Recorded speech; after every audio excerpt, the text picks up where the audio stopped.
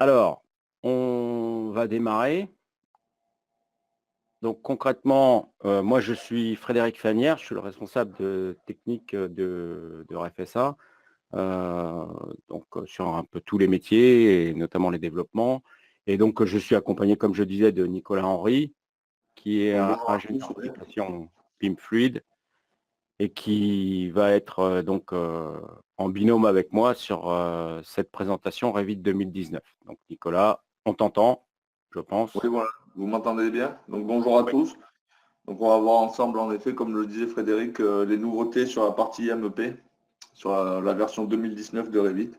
Donc, voilà, donc moi, chez RFSA, je suis ingénieur en génie climatique, donc sur la partie MEP, donc tout ce qui est thermique, fluide et la partie MEP de Revit. Donc, on verra toutes ces nouveautés ensemble. Voilà. Donc, juste un bref rappel de ce que fait RFSA. Qui est RFSA? Donc, RFSA existe depuis maintenant une trentaine d'années. Nous sommes avant tout un intégrateur de solutions de CAO dans les bureaux d'études et les cabinets architectes, enfin toutes les entreprises qui touchent au bâtiment. Notre spécificité dans les entreprises en France qui représentent les éditeurs de CAO, c'est que nous avons une double casquette, une casquette à la fois sur les applications et une casquette également sur les, les interfaces réseau et la gestion des réseaux et notamment le fait de mettre en collaboration les acteurs d'un projet. Alors, on le fait depuis longtemps, hein. Dans les années 90, on faisait partie des premiers à travailler sur Novell notamment, puis après les certifications Microsoft. Aujourd'hui, on travaille essentiellement sur la virtualisation des postes de travail, que ce soit bien sûr les serveurs, mais surtout les stations de travail, ce qui fait qu'aujourd'hui, on n'a plus de stations de travail, je dirais, au pied, mais elles sont concentrées dans des data centers. Nous-mêmes, nous en avons un à Lyon, dans lequel nous hébergeons nos machines de formation, de test et de mise en place de POC, de Proof of Concept, pour nos clients qui passent à la virtualisation de la station de travail graphique. Donc, une forte connaissance de ce domaine et qui vous permet d'améliorer, je dirais, le travail et encore plus aujourd'hui en collaboration et également d'amener une grosse part de sécurité sur les données puisque du coup, on protège essentiellement les serveurs et les machines de travail qui sont virtualisées dans le data center et le poste de travail n'étant plus qu'un simple terminal. Ça pourrait même être un MacBook Pro. On peut faire travailler toutes les applications dessus. Donc, nous avons plusieurs sites, hein. Un site, bien sûr, le siège qui est à Grenoble. Nous avons 2 sites à Lyon et donc 2 sites à Paris, dont l'un qui vient d'ouvrir il y a quelques semaines où nous faisons notamment nos formations pour nos amis parisiens, site entièrement neuf et qui permet donc de travailler efficacement. Donc voilà pour FSA. Je vais passer maintenant à l'essentiel, hein, donc aux nouveautés de Revit 2019. Je rappelle que Revit 2019 fait partie d'une collection, hein, la collection AEC Autodesk, dans laquelle on retrouve quasiment tous les produits dont on a besoin aujourd'hui pour faire une étude de la conceptualisation, je dirais, jusqu'à l'exécution.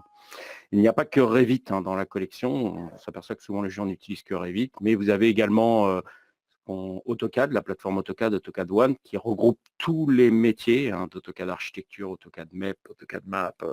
On va avoir également maintenant AutoCAD Plante qui est intégré dans la collection.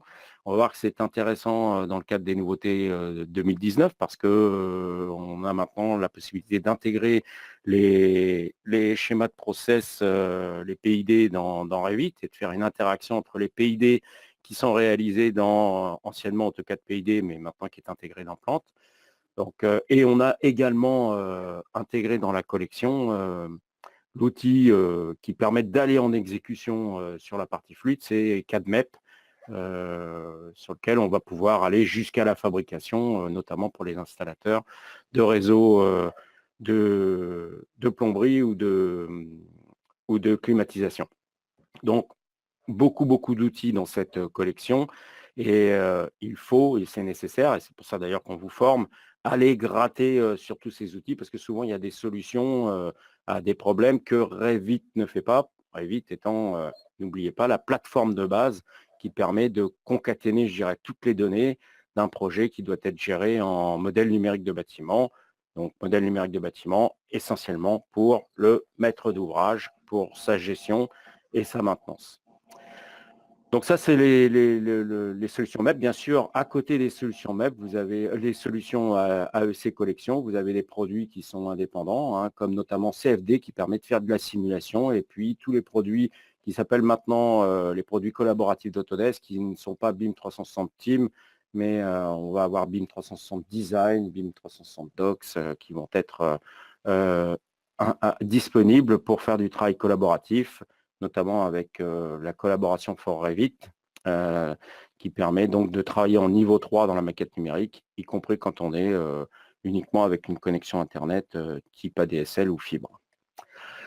Voilà, donc l'agenda de cette présentation va être essentiellement, d'abord on va présenter un peu les nouveautés de ce que l'on a qui sont valables pour tous les métiers, hein, qui sont intéressantes. De l'affichage des multimoniteurs, la visibilité des niveaux. Et puis ensuite, on va redescendre sur des solutions, les nouveautés qui sont plus métiers, hein, spécifiques MEP. On va voir qu'il y a des nouveautés qui sont très intéressantes dans la productivité. Alors, on a intégré également des choses qui ont été mises dans la mise à jour 2018.2, parce que tout le monde ne travaille pas avec. Vous avez également une mise à jour 2018.3 qui est disponible essentiellement pour pouvoir travailler avec BIM 360 Docs. Hein. Mais c'est ce que l'on va vous présenter avec Nicolas pendant ce webinaire. Oui, tout à fait. Frédéric, je rebondis là-dessus. Sur l'agenda qui vous a été présenté, donc on va voir tout ça ensemble. Surtout, n'hésitez pas, vous avez un panneau de questions.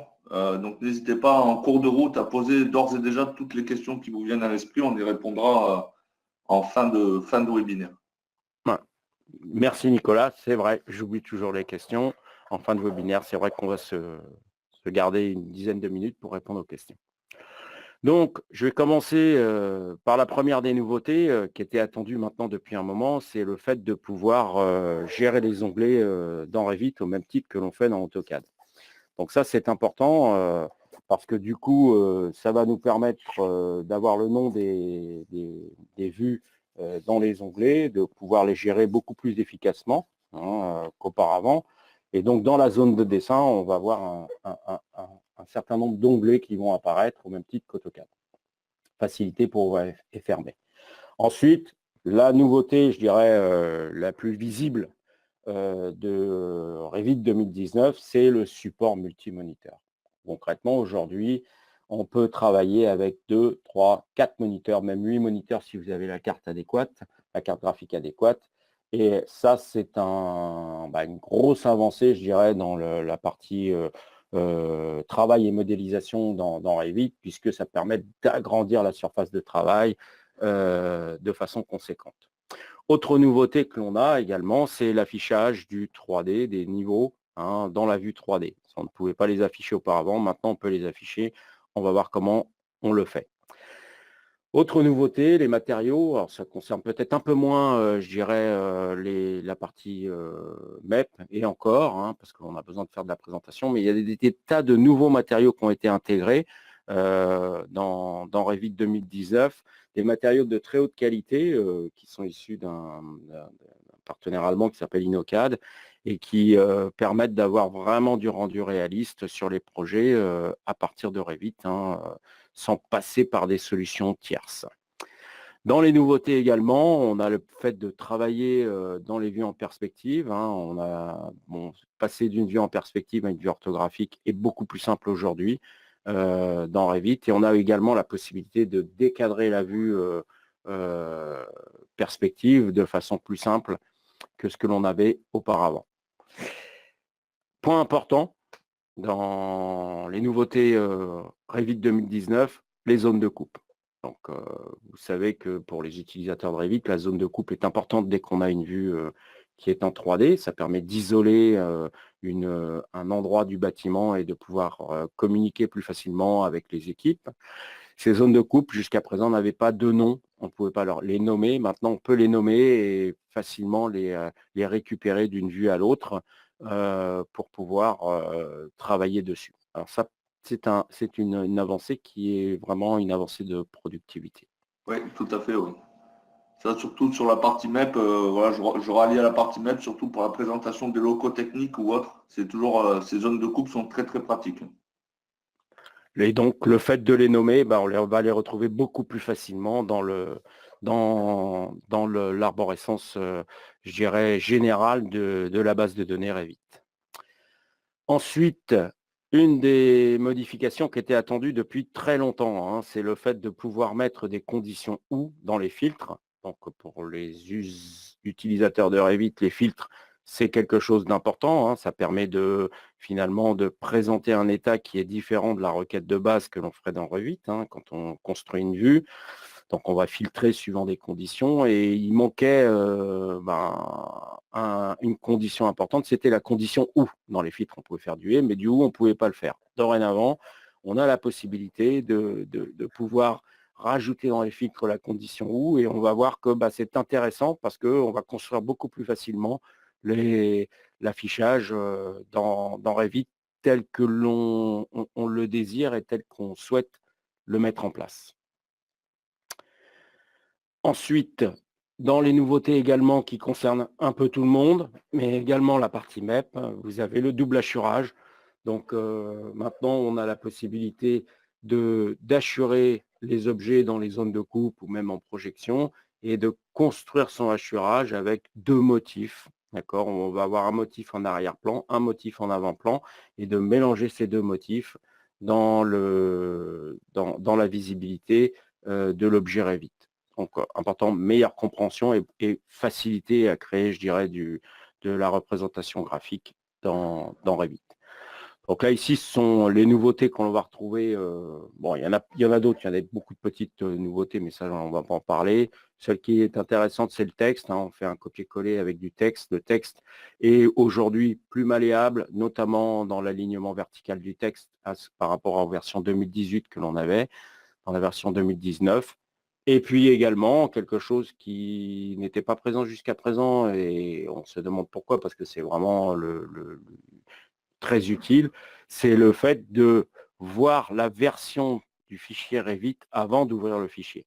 Concrètement, il suffit de faire fichier ouvrir, on se positionne sur le fichier Revit et concrètement, on a la version Revit qui apparaît ici en dessous du preview. Donc, on sait si c'est une version 2015, 2016, 2017, etc. Et ça évite d'ouvrir et d'avoir une conversion de la base de données Revit. Donc voilà pour les nouveautés, je dirais, globales. Ensuite, on a les nouveautés qui sont plus spécifiques à la partie MEP, hein, notamment sur la séparation hydraulique dans les réseaux. Donc, nouveauté qui va être importante, qu'on va vous montrer. Donc, je passe la main à Nicolas, là, s'il veut rajouter quelque chose. Donc ça, on va le voir, c'est une belle nouveauté, surtout sur la gestion des systèmes. Ça va nous permettre, on va le voir ensemble via une démonstration, et ça va nous permettre voilà, de séparer hydrauliquement les réseaux pour une meilleure étude, que ce soit des circulateurs ou des débits hydrauliques. Ensuite, dans les nouveautés également, on a la partie des systèmes complexes, hein, et la mise en place des piquages dynamiques, notamment dans la subdivision des systèmes. Donc, on va voir que c'est une partie intéressante.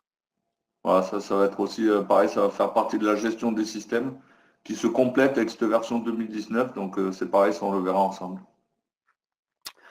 Ensuite, dans les nouveautés Revit qui étaient attendues, hein, c'est la partie intégration des schémas de procédés qui sont issus de ex-AutoCAD PID, mais maintenant qui est intégré dans AutoCAD Plant. Donc, on va avoir une liaison directe entre le schéma de procédé et la conception qui est faite dans Revit et permettre de ne pas oublier les choses, de voir si tout est connecté, si on n'a pas oublié les équipements. C'est pareil, on va vous montrer ça. Donc ça, on va le voir. Alors, là, sur cette partie, ça fait partie du workflow qui est maintenant disponible avec la nouvelle version AEC, puisque comme le dit Frédéric, la AutoCAD Plant est intégrée maintenant dans la version AEC, dans AutoCAD One. Et ça, on le verra. Alors, avec Frédéric, on présentera un webinaire plus détaillé là-dessus. Mais c'est ce qui va nous permettre, en gros, de gérer le schéma de principe au format PID et la maquette numérique et faire une liaison entre les deux. Donc ça, on va le présenter vaguement aujourd'hui et on fera quelque chose de beaucoup plus détaillé là-dessus vers septembre, je pense peut-être. Ouais. Ensuite également, l'avancée dans les niveaux de détail de Revit, puisque Revit a démarré il y a quelques années, on était plutôt en conceptualisation, puis après en conception, et au fur et à mesure des développements et de l'intégration des différents produits dans Revit, on avance vers l'exécution. Donc depuis maintenant quelques versions, on a la partie des éléments de fabrication qui sont issus de CAD/MEP, un rachat qu'a fait Autodesk il y a quelques années, qui sont présents, et on va voir qu'on peut aller un peu plus loin avec l'exécution, notamment sur la partie canalisation et gaine dans Revit. Oui, tout à fait. Alors ça, c'est vraiment la partie préfabrication qui continue de gravir. D'ailleurs, si on regarde le fil des dernières années, les nouveautés sont essentiellement centrées là-dessus. Donc ça, c'est des éléments que c'est une commande qui est vraiment pour de l'exécution et qui se complète aussi avec CAD/MEP qui est disponible maintenant dans la version AEC. Donc là, on a quelque chose maintenant dans cette nouvelle version, enfin ce AEC de très complet. Ensuite, toujours dans la fabrication, puisque le gros du développement aujourd'hui de Revit, c'est d'aller vers l'exécution, on a la possibilité de faire les rapports, les rapports, les fiches de colisage, les fiches les quantitatifs directement issus de Revit, mais des éléments de fabrication pour avoir une synthèse précise de son projet en exécution. Ensuite, on va passer à la démonstration. Ça fait déjà beaucoup de choses à voir aujourd'hui. Et donc, on va démarrer avec les onglets. Donc, les onglets qu'on peut voir dans Revit. Vous voyez que maintenant, ici, au niveau de Revit, on a la possibilité d'afficher sous forme d'onglets encore les éléments. Et donc, du coup, des onglets, on va pouvoir passer à l'affichage support multimoniteur, d'accord, ou dorénavant, là, vous voyez, j'ai mes deux moniteurs qui sont présents devant vous. J'ai la possibilité de faire glisser les vues, d'accord, avec juste ma souris sur mes moniteurs, et puis de pouvoir travailler sur la vue, toutes les vues que j'ai ouvertes de l'autre côté plus facilement, et de laisser peut-être les vues en onglet d'un côté. Donc lorsqu'on va se mettre dans les vues en onglet, toutes les vues en mosaïque dans la zone dessin seront placées dans une seule fenêtre en onglet. Et quand je vais avoir un nouveau bouton qui va me permettre de gérer ces vues en onglet et l'affichage multi-écran, qui me permettent de tout recentrer ensuite et d'ancrer les vues à la fenêtre Revit. Donc ça, c'est bien sûr, il est nécessaire d'avoir une carte graphique adéquate pour ça, parce que je vais solliciter un peu plus le moteur graphique Revit. N'oubliez pas que vous avez besoin de GPU, vous manipulez de la 3D. La GPU est nécessaire pour pouvoir afficher la 3D, puisque un processeur Intel, lui, il gère que du 2D. De la 3D, il le fait de façon logicielle. Donc concrètement, aujourd'hui, l'utilisation de la carte graphique en 3D est vraiment nécessaire. L'affichage des niveaux dans la vue 3D, donc ça, on le voit ici, concrètement, on a la possibilité maintenant, dans une vue qui est soit en perspective, soit une vue en axonométrique, de pouvoir afficher les niveaux. Et donc les niveaux sont les objets qu'on va voir. Donc on va les voir également avec leur symbolisation. On va pouvoir bien sûr changer leur affichage en fonction des propriétés des objets, si on veut mettre des couleurs différentes ou des types de traits. Et donc ça va nous faciliter le travail dans la compréhension du projet. On peut bien sûr s'accrocher au niveau dans la vue 3D.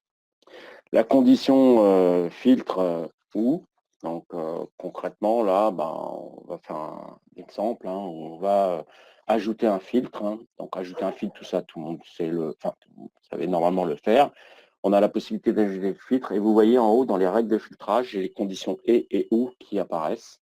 Donc là, imaginons que je veux afficher les mobiliers les équipements qui sont à la fois pour les hommes, pour les femmes dans un sanitaire avec des couleurs différentes, bah, je vais pouvoir construire tranquillement ma règle en mettant, comme auparavant, je choisis un élément, une catégorie. Cette catégorie, une fois que j'ai choisi, je vais lui mettre une condition sur un nom, un critère, un commentaire, etc.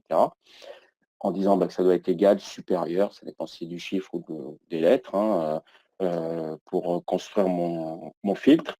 Et j'ai la possibilité donc de faire et du et. Je dis, je veux voir ça qui a telle condition et telle condition, ou cet élément qui aurait telle condition ou telle condition. D'accord? Et on peut mélanger les règles ainsi pour construire beaucoup plus efficacement son filtre dans Revit, sachant que les filtres dans Revit, c'est vital pour comprendre son projet. Donc là, on peut le voir, on va mettre par exemple sur le mobilier une condition, si le nom de la famille est égal à la salle de bain, à ce moment-là, on ajoute. Et puis après, derrière, si c'est nom de la famille, élément, par exemple, poubelle de salle de bain, ça peut être soit ça, et on applique la condition pour pouvoir afficher. Donc toutes les règles et les jeux de règles imbriqués dans ce jeu doivent être évalués comme vrais, bien sûr. Le ou, c'est une ou plusieurs règles ou des jeux de règles imbriquées dans le jeu que l'on va construire doit être évalué comme vrai. Donc c'est soit le et, soit le ou qu'on va mettre. On va pouvoir mélanger les deux. Et après, dans les règles de filtrage, on les verra, elles seront libellées et affichées chronologiquement pour comprendre qu'on fait un ou, puis ensuite un et, puis ensuite dans ce et, il y a également un ou qui nous permettent de définir un filtrage avec soin, donc en utilisant les bonnes conditions pour garantir l'obtention du résultat souhaité. Donc ça, c'était demandé depuis un moment, donc Autodesk l'a intégré, d'accord, et permet aujourd'hui de construire ces vues de façon plus efficace. Alors bien sûr, on n'oublie pas qu'il faut changer les motifs. Soit en projection, c'est ce qui est projeté, c'est ce que je ne coupe pas dans ma vue avec ma plage de vue. Soit si c'est coupé, à ce moment-là, ça va être dans coupe que je vais intervenir et je pourrai le voir et bien sûr changer les couleurs si le filtre est appliqué. D'accord ? Donc, grosse avancée dans la gestion de la vue finalement dans Revit. Donc là, on change, on va mettre la couleur par exemple jaune ici, on va passer sur une couleur un peu différente. Voilà, vous voyez qu'on voit également avant-plan, arrière-plan sur le motif. Donc ça fait partie des nouveautés Revit que l'on peut voir, donc possibilité de mettre, et voilà le résultat que l'on a avec les conditions que l'on a mis. Donc comme je parlais de l'avant-plan, arrière-plan, là typiquement, ça c'est demandé, donc là on le fait sur des murs, mais on pourrait le faire sur des systèmes. On a la possibilité de mettre en place des affichages de hachurage ou de remplissage sur les objets et de gérer à la fois des motifs ou des plans en avant-plan ou en arrière-plan. Il est évident qu'en arrière-plan, je mettrai plutôt du plein et puis des motifs qui seront en avant-plan pour avoir vraiment l'affichage désiré pour la compréhension de mon projet. Donc là, c'est simple à utiliser, ça. Je ne pense pas que vous pinaillez pour cette fonction-là. D'accord ? Et donc là, on voit qu'on a mélangé à la fois du hachurage et de la couleur en arrière-plan. On va le refaire ici, d'accord ? Sur ce type de mur, on pourrait également l'associer à un filtre pour avoir une visibilité meilleure. Donc on le voit ici, encore possibilité de remplacer par exemple par catégorie. Et donc dans le motif de coupe, on voit premier plan, arrière-plan, motif de surface, pareil. On pourrait également changer ici. On va voir le remplissage de solide et changer la couleur pour avoir l'affichage adéquat. D'accord. Donc, plus simple aujourd'hui pour réaliser les vues qui vont se glisser ensuite dans les feuilles. dans Revit. Maintenant, on va parler des systèmes complexes, les piquages dynamiques, donc les nouveautés MEP. Et là, concrètement, je vais passer la main à Nicolas. Oui, donc on va voir tout ça ensemble. Donc on est parti pour cette nouveauté 2019 qui n'est pas des moindres, on va le voir, sur notamment la gestion des systèmes. Donc là, j'ai simulé en fait juste une chaudière avec des collecteurs et on va dire j'aurais eu en fait trois départs en chaufferie, alors qui alimentent, là j'ai mis des ventiloconvecteurs, mais ça aurait pu être de l'alimentation de radiateurs, de planchers chauffants, de ventiloconvecteurs, etc., tout ce que vous voulez.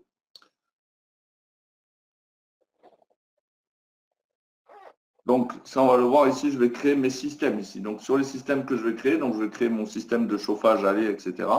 Donc départ ventiloconvecteur 0,1, je vais faire 0,2, 0,3, etc. Donc ça, je fais un petit rappel par la même occasion sur la gestion des systèmes. Donc ceux qui le voient déjà, qui travaillent déjà sur des projets en maquette numérique, ça doit être impérativement géré par vous, c'est-à-dire cette création de système. Alors, pourquoi? Parce que les systèmes, c'est ce qui va vraiment nous permettre l'exploitation de la maquette numérique sur la partie MEP. Donc une fois voilà, les systèmes départ-retour créés, je vais pouvoir ici, on va le voir, je vais avoir, donc à côté, j'ai ouvert mon navigateur de système et vous les voyez que mes systèmes sont en train de se créer au fur et à mesure. Donc le problème qu'on avait avant, vous voyez, bon là j'ai bien mes trois départs ici, ventilo convecteur 0,1, 0,2, 0,3, d'accord? Et je vais venir ici, alors je vois plus, voilà, il y a peut-être des problèmes sur la présentation. D'affichage, c'est pas grave. Donc ici, je dis bien mes trois systèmes que j'ai créés, que c'est cette chaudière qui alimente les systèmes. Donc sur cette alimentation de système, on voit, il y a un problème d'affichage sur la vidéo. Alors, je ne sais pas si tout le monde voit ou pas. Frédéric, vous voyez les problèmes d'affichage ou pas? Ouais, je vois un problème gris là, c'est Ouais, revenu à blanc. ça revient. C'est pas, on arrive à voir. Donc, sur cette chaudière à condensation, on va voir, je suis en train de tout connecter. Le problème avec Revit, enfin le problème non, mais c'est que sur la version 2016, 17 et 18, le moment où je vais venir raccorder en fait tous mes réseaux, lui va fusionner les systèmes. C'est-à-dire que Revit ne tolère en fait qu'un système. Pour lui, en fait, un système, c'était quoi? C'était un départ chauffage et un retour chauffage. Du moment que tout était connecté, on va le voir que les trois systèmes que j'ai créés vont se fusionner. Donc là, je vais raccorder à ma chaudière et du moment où je vais raccorder à ma chaudière, mes systèmes vont se fusionner en un seul. Donc ça, c'est ce qu'on avait en fait jusqu'à présent. Alors, c'était plus ou moins gênant. On va le voir parce que ça ne me permettait pas, voilà, on n'avait pas vraiment un détail de chaque départ de manière individuelle. Là, on va le voir un peu plus. Vous allez le voir, on va le voir ensemble. Donc là, j'ai connecté voilà, départ-retour. Une fois que départ-retour sont connectés, on le voit ici, vous voyez, au niveau des systèmes, alors chauffage, aller, etc. Vous voyez, j'ai plus qu'un seul départ. Et même sur le retour, c'est un peu des systèmes en vrac. Alors ça, on va le voir, hein, les systèmes, il faut absolument vraiment les gérer parce que vous voyez que sur une erreur de modélisation ou autre, le navigateur du système a vite fait de partir entre guillemets en vrille. C'est-à-dire du moment où je ne maîtrise pas mes systèmes, donc là, voilà, je les remets correctement. Mais voilà, n'oubliez pas sur vos modélisations de bien gérer tout ça parce que la gestion des systèmes sur Revit, ce n'est pas une mince affaire. Ça, voilà, nous, on le voit sur certains projets. Il faut faire très, très attention à ça. Donc là, vous voyez qu'en connectant le tout, il m'a tout fusionné en un seul système. J'en ai plus trois comme j'avais. Ça, c'est cette fameuse nouveauté où je vais pouvoir ici ajouter une séparation hydraulique. Donc cette séparation hydraulique, je vais l'ajouter sur chacun de mes départs. Donc vous voyez, je sélectionne ici mon départ 0,1. D'accord? Et il me rajoute, on va le voir ici, deux petites flèches.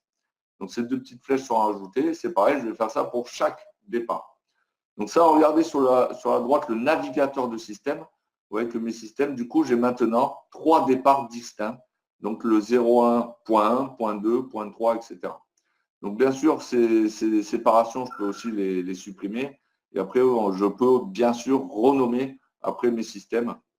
Donc voilà, sur chaque départ, sur chaque retour, je peux renommer mes systèmes.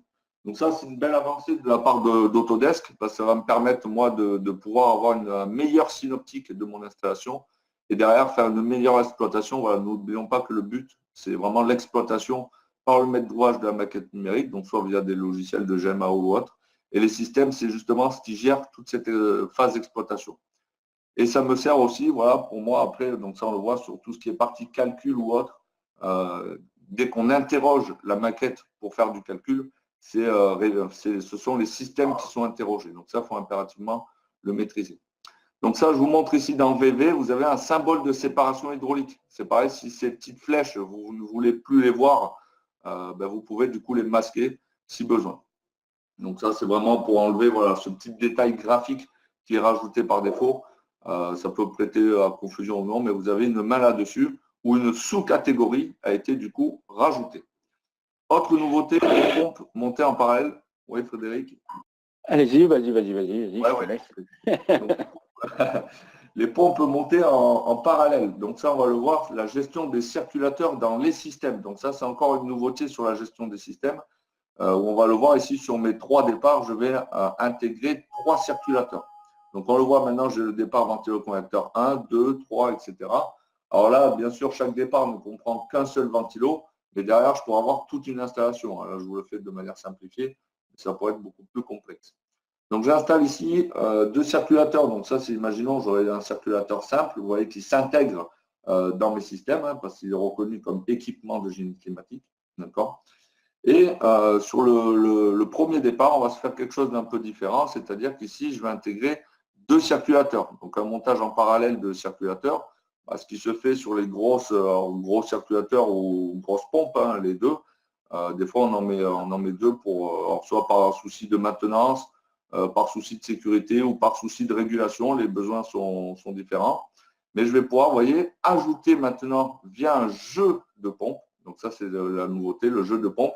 Je vais pouvoir ajouter ces 2 circulateurs sur un seul et même jeu. Donc ici, je les ai ajoutés premièrement au système, avant toute chose.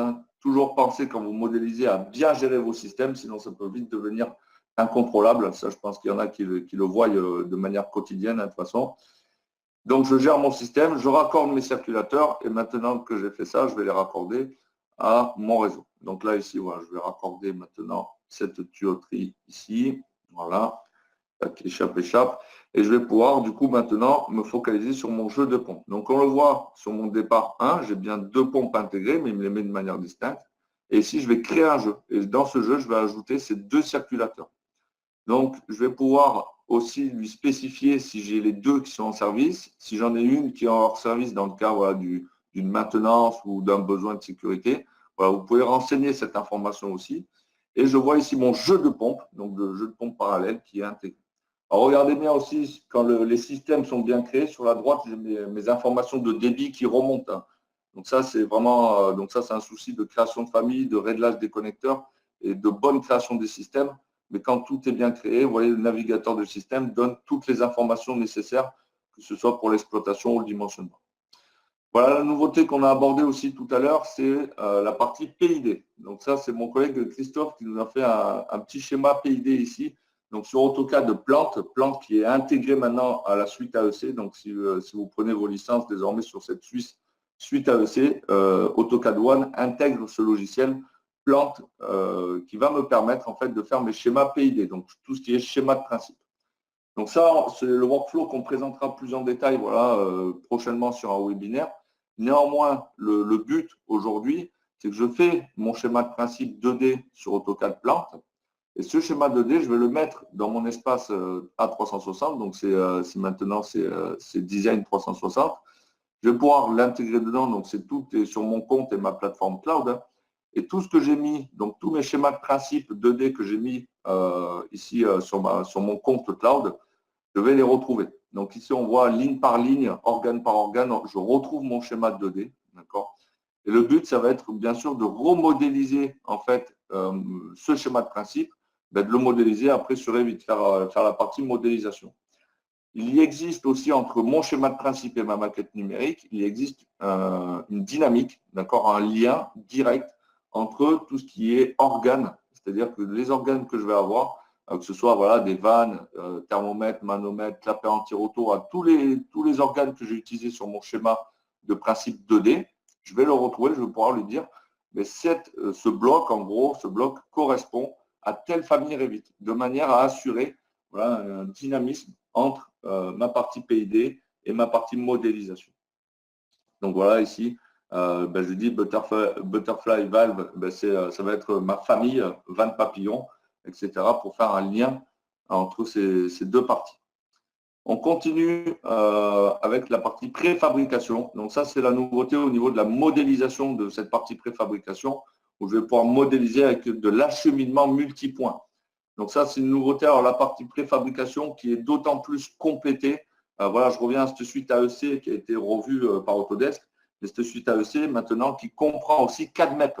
Donc CAD-MEP qui est le logiciel direct pour cette gestion de la préfabrication. Donc qui est désormais intégré, ce qui me permet une plus grande liberté sur la création, notamment de ce qu'on appelle des spécifications. Donc, regardez ici sur la partie acheminement multipoint, ça me permet en fait de venir modéliser avec ma partie préfabrication. Donc, ça, ce sont des éléments de préfabrication, mais comme si je modélisais en fait une tuyauterie Revit. Alors, si ceux qui ont manipulé cet outil de préfabrication depuis la version 2016, eh bien voilà, jusqu'à aujourd'hui, la version 2019, on voit que sur la partie modélisation, ça a énormément évolué. C'est-à-dire que maintenant, la modélisation devient beaucoup plus souple. On a toujours aussi la possibilité de transformer les gaines Revit, de modéliser en base Revit, les transformer en partie préfabrication. Voilà. Alors ça, je le rappelle, c'est vraiment pour l'instant un outil pour l'exécution, pour la création de tuyauteries, etc., de réseaux identifiés, parce que cette partie préfabrication ne gère pas les systèmes. Donc, on ne peut pas partir sur un niveau d'exploitation avec ce type de modélisation. Ça sert vraiment pour une préfabrication en atelier ou autre pour la partie exécution sur terrain. Donc ici, autre nouveauté, c'est la gestion des pentes de par justement cette partie préfabrication.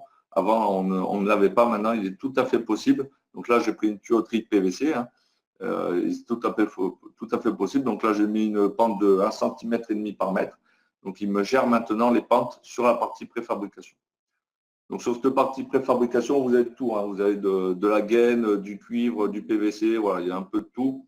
Donc il ne faut pas hésiter, voilà, ceux qui font de l'exécution, ça peut être intéressant. Une fois que vous avez modélisé votre réseau en préfabrication, il est possible en fait de sortir un rapport, on va dire, de justement mes longueurs de. Ça rejoint un peu de nomenclature, mais ça va être plus du rapport qui sera destiné à un atelier ou à de la préfabrication pour sortir tous les détails dont j'ai besoin. Par exemple, un numéro de tronçon, ce numéro de tronçon va faire telle longueur, il sera de tel diamètre, j'aurai un coup de bout, etc. Voilà, je vais pouvoir ici sortir des rapports de préfabrication. Donc, bien sûr, tout ça, ça se configure maintenant qu'on a accès à CAD-MEP. Tout ça, on peut le configurer beaucoup plus en détail. Néanmoins, je vois ici, voilà, j'ai ici un diamètre 250. Je pourrais mettre aussi le temps que je mets pour acheminer cette tuyauterie, pour la préfabriquer. Je vois son altimétrie, sa longueur, le nombre de pièces que je dois en préfabriquer et j'ai aussi le poids. Alors ça, le poids, ça va être intéressant parce que les éléments Revit natifs ne le font pas. Donc là, j'ai ici cette notion de poids pour ceux qui font un peu de supportage de manière assez spécifique. J'ai le poids de gaine qui va être intégré. Voilà un peu pour toutes ces nouveautés. Donc, on va en voir une dernière qui sera une des nouveautés. Enfin, ce n'est pas une nouveauté, mais c'est les API. Les API dans Revit. Donc, ça, on a une petite présentation. Non, là-dessus. Oh, visiblement non, Frédéric.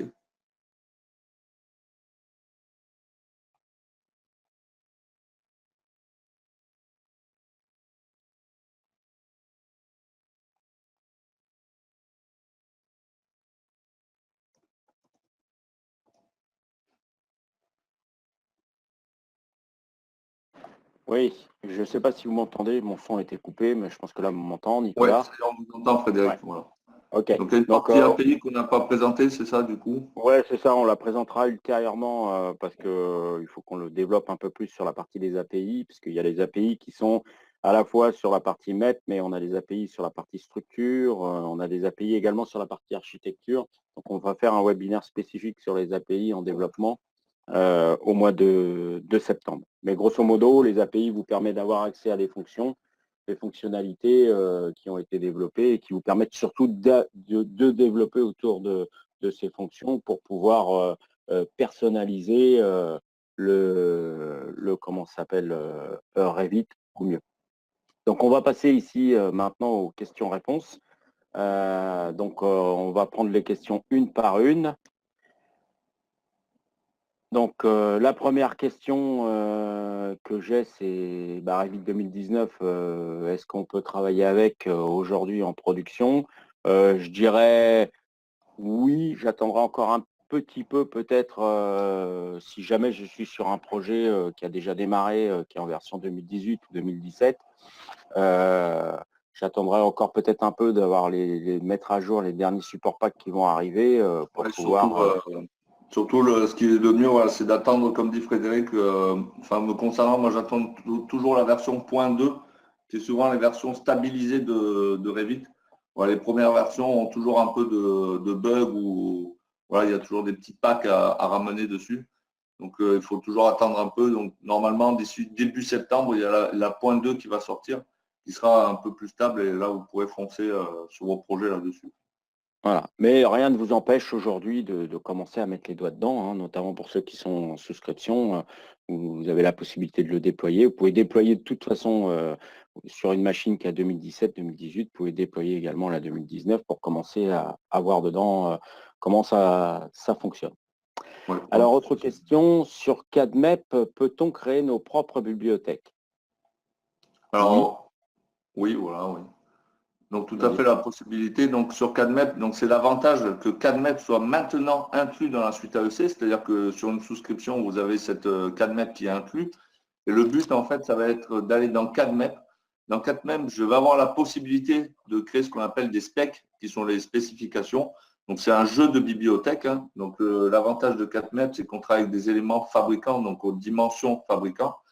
Donc le but, ça va être justement d'aller dans CADMEP, se configurer ces specs et les specs que je vais pouvoir ramener après dans Revit. Donc cette partie bibliothèque que vous voyez qu'on avait jusqu'à maintenant, c'était une bibliothèque par défaut pour Revit.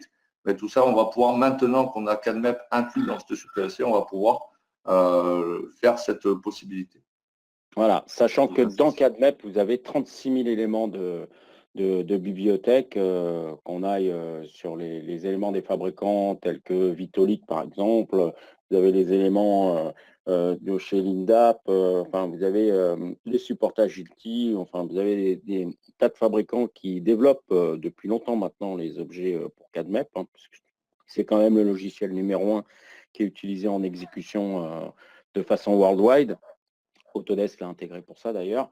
Et donc maintenant, le fait d'avoir CADMEP dans AutoCAD, dans votre suite, vous pouvez développer vos propres spécifications techniques. Et grosso modo, ce qu'il faut se rappeler, c'est que l'aspect, le service que vous avez créé dans CADMEP, vous allez l'associer finalement à un système dans Revit. Ça, c'est dans Revit que vous allez dire, j'associe mon système de refroidissement ou de soufflage Intel à cette spécification et la transformation se fait en automatique dans Revit. Oui, tout à fait. J'ai une autre question, Frédéric. Toujours pas de production de fichiers PDF 3D. Alors non, sur l'impression des PDF 3D, toujours pas d'imprimante, ni d'ailleurs, il n'y a pas d'imprimante PDF mise à disposition dans Revit. Donc ça, par contre, vous avez des plugins ou voilà, diverses imprimantes PDF 3D qui sont disponibles sur le web et que vous pouvez télécharger et installer. Autre question. Vas-y. Quelles sont les nouveautés en électricité? Alors malheureusement, vous l'avez vu sur le programme, alors c'est pas, on n'a pas bâché la partie électricité, c'est qu'il n'y a pas de nouveauté électricité sur la version 2019 malheureusement. Donc alors c'est pas prévu ni sur les futures mises à jour .2, .3 qu'il y ait des nouveautés en électricité. Donc voilà, donc souvent en électricité, on se rapproche à l'heure actuelle, compléter cette partie qui est le parent pauvre, on va le dire, hein, de Revit. On se rapproche de plugins comme Magicad notamment, qui eux viennent justement compléter cette partie pauvre de Revit. Donc ça, Magicad est la version électricité, donc ça, c'est des plugins en plus. D'ailleurs, on fera un webinaire aussi dans les prochains mois là-dessus. Au mois de septembre. L'électricité, c'est toujours compliqué pour un éditeur de CAO parce que c'est très, très localisé et le développement en électricité est compliqué puisque chaque pays a vraiment ses normes et ses méthodes de travail sur la partie électrique. Et puis en plus, on n'est pas tout à fait des fois dans la partie représentation graphique 3D sur la partie électrique. J'ai une question, c'est est-il nécessaire d'avoir des cartes graphiques sophistiquées pour afficher sur un multi-écran? Bah, je dirais qu'il faut avoir une carte graphique parce que ça permet d'avoir un processeur GPU qui contrôle le graphique 3D, mais je dirais que les cartes qui sont intégrées dans les stations de travail vous permettent de gérer 2, 3, 4 écrans assez facilement. Ce qui fait la puissance d'une carte graphique, c'est le nombre de cœurs qu'elle possède et la mémoire. Et ça, ça permet uniquement d'afficher plus de polygones en temps réel, c'est-à-dire au moins à 25 ou 30 images secondes, quand on va les promener, quand on va se tourner autour avec sa souris. Et c'est ce qui fait la différence. Si j'ai une centrale nucléaire plein pot qui a été fait dans Revit et que j'ai 20 millions de polygones, il me faudra une carte graphique adéquate, hein, une M4000 ou une carte on va dire à 4 ou 5 000 euros. Et puis, par contre, si je fais un projet, je dirais classique, on va dire des logements, des choses comme ça, les cartes graphiques standards, que l'on a, des cartes à 300, 400 euros, permettent de gérer facilement son projet. Autre question, est-ce que la partie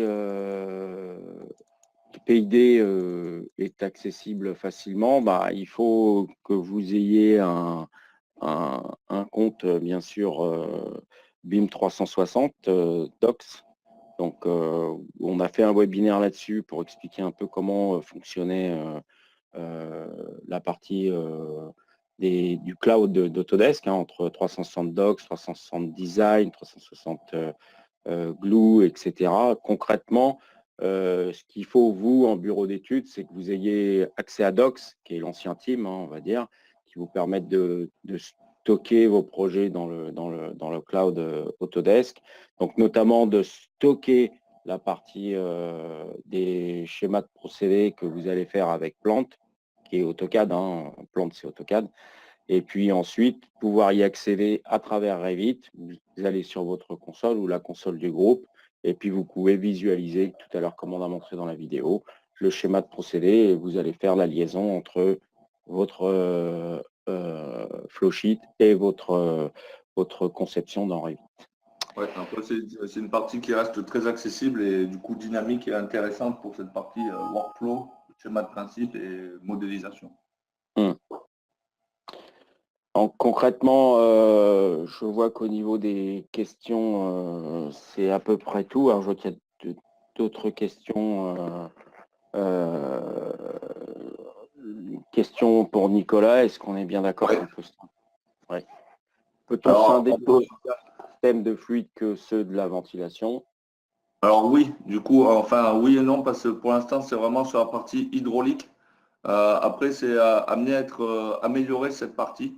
Donc pour l'instant, c'est vraiment un séparateur hydraulique. Donc ça reste sur la partie fluide. Mais normalement, ça doit être amené aussi sur la partie ventilation. Voilà. Dans les prochaines versions de Revit. Donc, quels sont les nouveautés en électricité? Question qui vient d'être posée. Bah, concrètement, il n'y en a pas beaucoup dans la partie Revit 2019. Hein. Il faudra plus aller, comme Nicolas a dit, sur les plugins tels que Magicad, qu'on présentera donc au mois de septembre. Hein. La partie Magicad électricité, par contre, a fait un bond en avant pour travailler efficacement avec Revit sur ce lot technique. Bien. Bah, pour ce webinaire MEP sur les nouveautés Revit, on a à peu près répondu et on vous a présenté rapidement donc ces nouveautés. Vous n'oubliez pas que on est proche de vous et qu'on fait des webinaires régulièrement pour vous informer de ce qui se passe dans le monde du logiciel chez Autodesk ou d'autres d'ailleurs. Et notamment, donc le mardi 18 septembre, vous aurez, pour ceux qui ont posé des questions, notamment en électricité, une vue beaucoup plus détaillée de ce qui peut se faire entre le couple Revit et Magicad sur ce corps d'état-là, qui est un corps d'état qui est toujours un peu plus pauvre que les autres, autour de Revit. Voilà, donc je m'associe à Nicolas pour pour vous remercier d'avoir été présent à ce webinaire. Merci à vous. Et n'hésitez pas à nous contacter. Vous pouvez revoir l'enregistrement de ce webinaire en faisant une demande à marketing@refsa.com. Vous l'avez également, après il va redescendre à un moment donné sur la chaîne YouTube RefSA. Vous pouvez également visualiser les webinaires au fur et à mesure sur cette chaîne YouTube. Donc voilà, Nicolas s'associe à moi pour vous remercier d'avoir été présent à cette petite heure qui a permis de présenter rapidement les nouveautés Revit associées d'un point de vue global, je dirais, sur l'interface et sur la partie MEP. Nicolas. Merci beaucoup. Bon appétit à tout le monde en tout cas et merci de votre présence. Et n'hésitez pas, si vous avez d'autres questions, on peut facilement revenir vers vous.